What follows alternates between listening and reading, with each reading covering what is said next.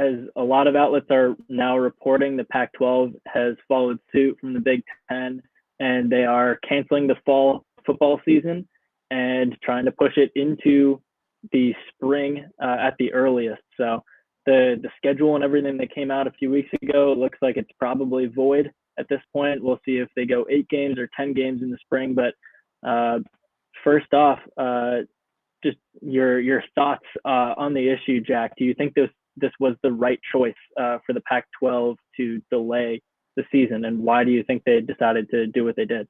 You know what? If this wasn't the choice that they ended up coming to, they would have had to postpone the season anyways. I feel like medical experts have been telling them for a while, there's no way you can do this. There's no way you can do this. Even when they first started saying, maybe you can start coming back in a little bit capacity, I just don't see how they could have played this out with no test.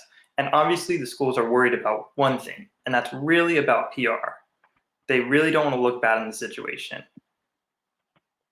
I don't know. What do you think?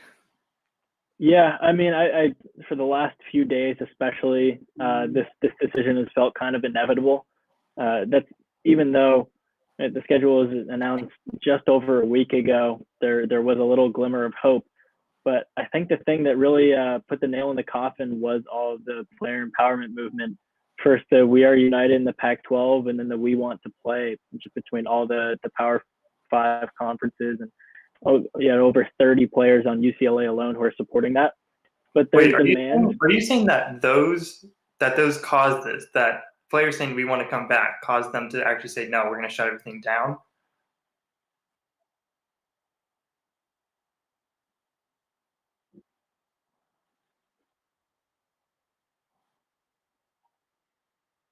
Oh, unfortunately, my colleague Sam Connon has gone offline. I'll talk. There's no way.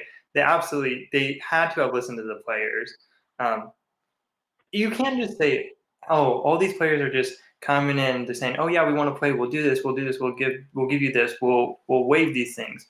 Obviously, some of the players wanted unions, they wanted revenue splits. There was no way that was going to happen. I don't see how that was going to happen. I think that the Pac-12 really just thought that the medical experts were in the right in the situation. Because while, these are college students and college students are generally educated, I don't think you can take their word for it or what they want over the safety of everyone. Yeah, I just think that, 5-6 days ago, the Big Ten announced their schedule game by game. Pac-12 is just a little over a week ago that they announced every date for every game. The only thing that's changed in that time, no new medical data has come up in the last 6 days in terms of things that could derail a college football season. It's all, like you said, it's about the PR. But is it medical? The NCAA had a choice.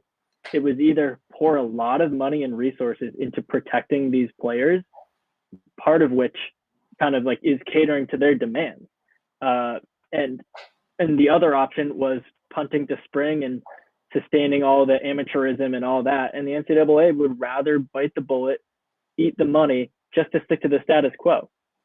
There's no way. I think that while nothing has really changed in terms of the country as a whole, I think they finally started listening to the medical experts. I think that they were just kind of shoving them off to the side. While they said they've had them there for a while and they've been advising them, how they knew that they wanted this season. They knew that they wanted to earn money from these teams, whether they had fans or whether they didn't.